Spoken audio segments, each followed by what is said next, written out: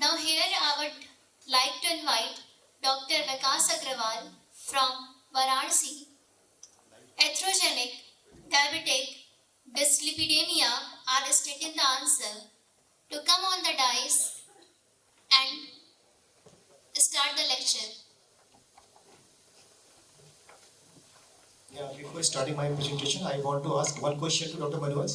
Sir, as you discussed the four-pillar treatment compared with the heart failure, like in the heart failure treatment, this line is separated very early, like within 1 month to 3 months. But in the case of CKD, when we have started all the treatment, this line is separated still late after 1 year. Yeah, so that was the effect of individual agents. SGLT2 inhibitors, when it is added, it will lead to the improvement in renal parameters, and that will show up at 1 year. But most of these patients, they get admitted because of heart failure, and they die because of heart failure. So if you look at the overall outcome, all-cause mortality, and if you start all these treatment together, probably it will prevent the death from heart failure before it will lead to improvement in the renal disease progression. Thank you, sir. Guys, good morning. My topic. Your time, we are already extremely pressed. Okay.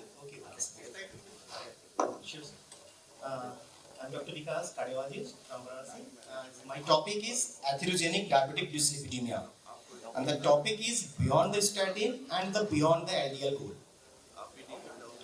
As we know, this dyslipidemia is one of the most important risk factors for the atherosclerotic cardiovascular disease, and we know there is a growing pattern of the dyslipidemia in the developing countries, whereas the stable in the developed country. And the Asian Indian have a unique pattern of atherogenic dyslipidemia with the low HDL, high TG and high LDL cholesterol. And basically the high small dense LDL cholesterol. And the more than 3/4 of the general population had abnormality at least one of the lipid parameters like low HDL, high TG or high LDL. And the prevalence of the hyper TG, low HDL and hyper LDL is about 29.5%, 17.3% and 11.8% respectively. If you look the inter-heart study, there is a 9 modifiable risk factors was taken, and this accountable for the 90% of the first myocardial infarctions worldwide, and in which the dyslipidemia is one of the single most important risk factors, about 50%, in which ApoB by ApoA1 ratio was taken. There is a rising burden of diabetic dyslipidemia. About 72% of diabetes associated with a form of dyslipidemia, 56% with diabetes plus hypertension and dyslipidemia, and 16% with diabetes and dyslipidemia. This data is relatively old. Current data we have taken is 8 or 9 out of 10 in diabetic patients having some form of dyslipidemia. This is the India Diabetic Survey, in which hyper TG is about 32.1% and overall dyslipidemia is accountable for the 81.2%, which is taken from more than 1 lakh patients from all over India. This diabetic dyslipidemia increases the mortality risk if either with the pre-existing CVD or with the non-pre-existing CVD. This ratio is about 70 to 90% compared with no comorbidity in patients. Like diabetes plus dyslipidemia having higher 75 to 80%, 90% higher chances of myocardial infarctions associated with the CAD, associated with the mortality risk, compared where there is no diabetic and no dyslipidemia. This is the general picture of the Indian phenotype.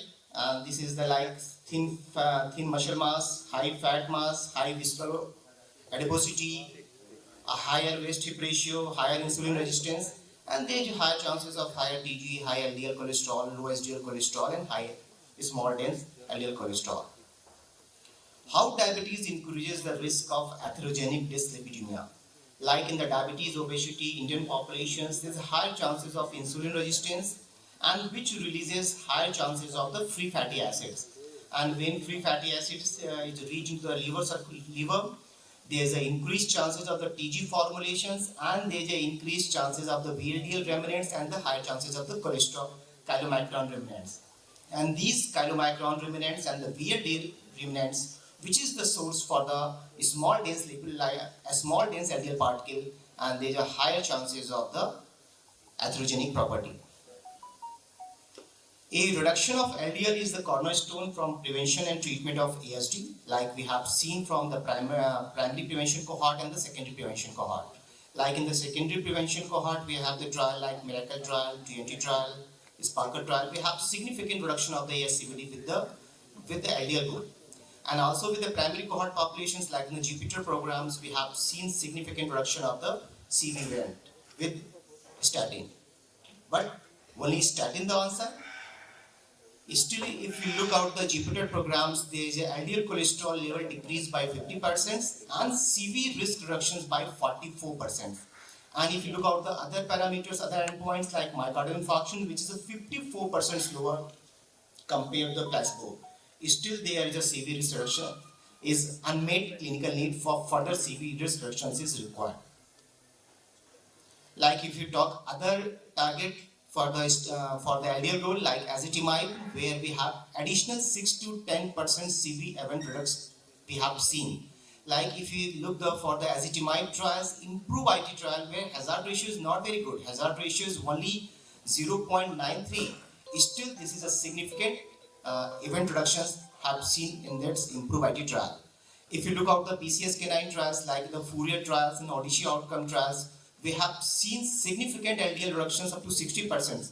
And when we combine with the statin, up to 75% LDL reductions was achieved.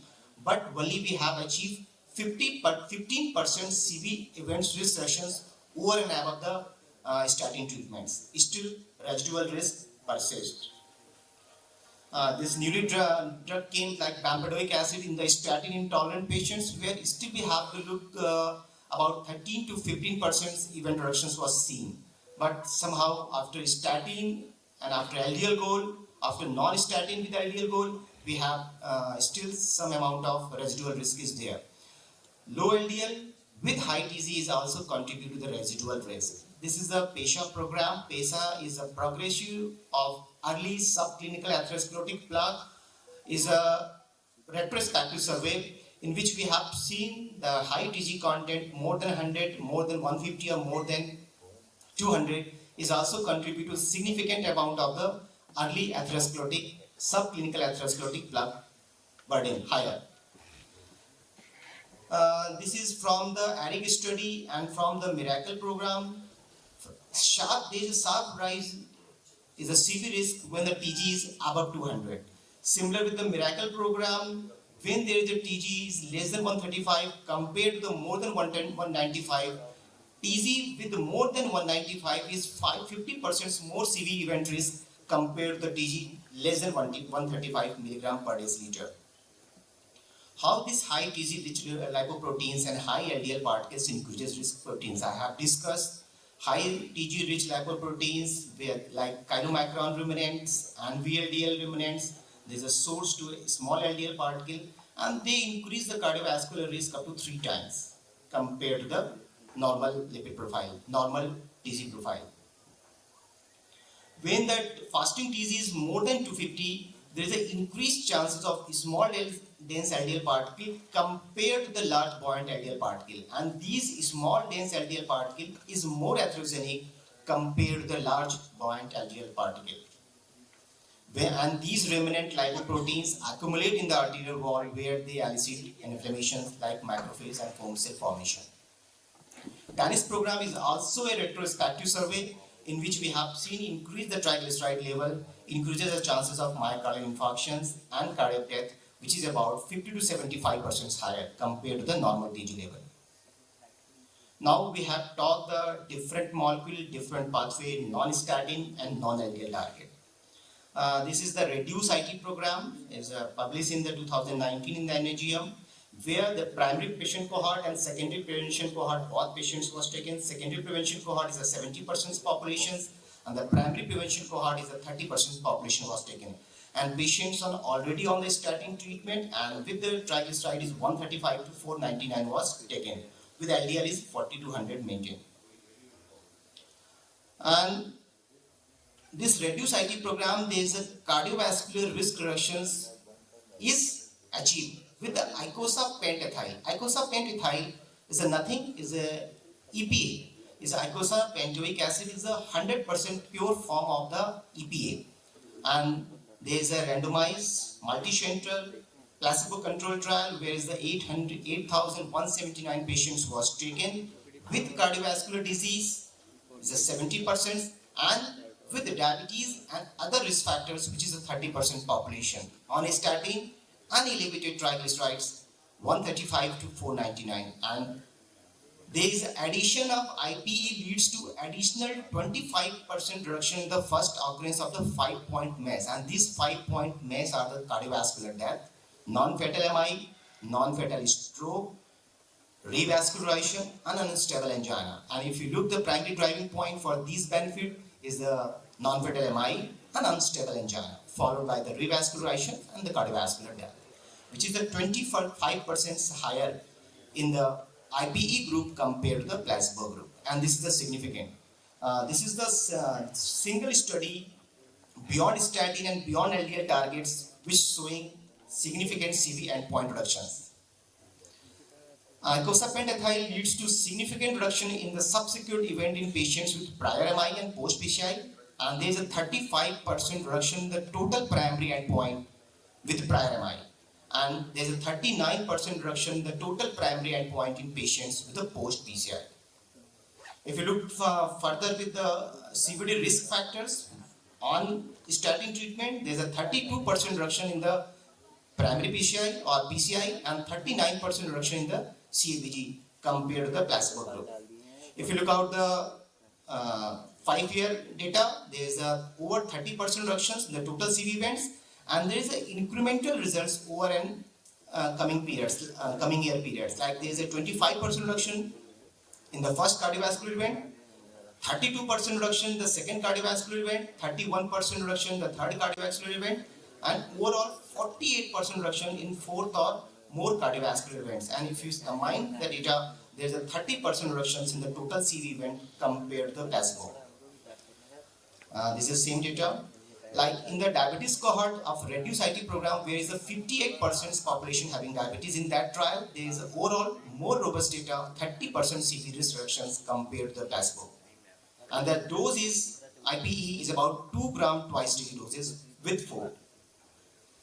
The second study is evaporative study, where we have taken the multimodality imaging supports, and they have taken the plaque progressions from each type of plaque compositions, like the low attenuation plaque, fibrofatty plaque, fibrous plaque, and the non-calcified plaque.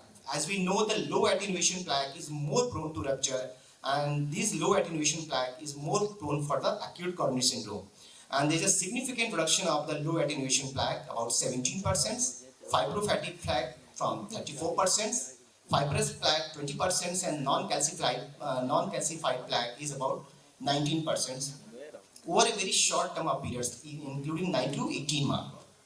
If you combine the data of the reduce IT and evaporate program, they have demonstrated consistent benefit of icosapent ethyl on both the outcome and the plaque reduction.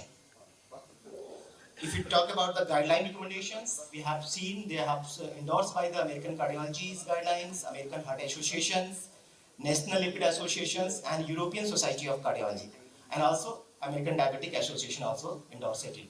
If you look the National Lipid Association, there is a class 1 recommendations for the CV risk lowering effect of the icosapent ethyl for high risk group and for very high risk patients with the TG 135 to 499 on already statin therapy. ADA is also supported. Now the mechanisms, icosapent ethyl is 100% pure ethyl ester of the icosapentaenoic acid. Mechanism of action of the TG lowering in with icosapent ethyl is at multiple mechanisms at multiple level, like the increased beta oxidation, decreased hepatic lipogenesis, inhibition of TG synthesis enzymes, and the increased plasma LPL activity, by which there is a decreased ApoC3 and decreased TG content, and which is a less atherogenic and faster clearance. Overall, either production is less, either clearance is faster. But beyond TG reductions, IPE offers benefit at vasculature level. This is a very important, because if you look at the other data of the TG lowering drugs like the fibrate, niacins, and recently published one drugs like the pemafibrate in the prominent trial, which is a negative outcome trials. All the drugs are the negative outcomes trial. Why this drug is a positive outcome trials? Because they have worked against the anti-inflammatory and anti-oxidative mechanisms. Advantage of using IPE, which is the 100% pure form of the EPA, having potent antioxidant actions and potent anti-inflammatory actions. They have stable and extended orientation, and this preserve membrane structures and cholesterol distribution. And EPA has a potent antioxidant activity and inhibits cholesterol crystalline domain formations under the disease conditions, and that displaces arachidonic acid in the membrane, which is the source for the inflammatory cascade, and it is metabolized to the anti-inflammatory lipoxin, which is not seen with the DHA, because this DHA, there is a rapid molecular dynamics, leads to the increased membrane fluidity and rapid isomerizations. There is no arachidonic acids, there is no inflammatory cascades. IP, there is no inflammatory cascade.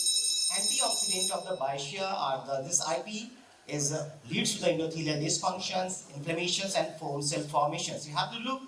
IP blocks the free radical propagations to the lipid bilayer, preventing lipid oxidations and cholesterol domain formations. And there is a direct effect on the plaque formation and stability due to their physiochemical properties. And this is my final slides. This work on the antioxidations, cholesterol and domain formations, decrease endothelial dysfunctions, decrease inflammations, plaque stability, and decrease ischemic events, and along with the TG lowering actions. But there are some issues, like some side effects. There is a higher incidences of the atrial fibrillations, and they are associated with hospitalization. This is 3.1% in the IPE group versus 2.1% in the placebo group. And this value is significant. Along with, there are some chances of numerically increased bleeding episodes in the IPE groups compared to the placebo groups. Overall, the drug is stable, drug is safe, can give 2 grams twice daily with food. Thank you. Well, any question answered? We can have a cup of tea with the person who has got any query. And now let's move on to the next.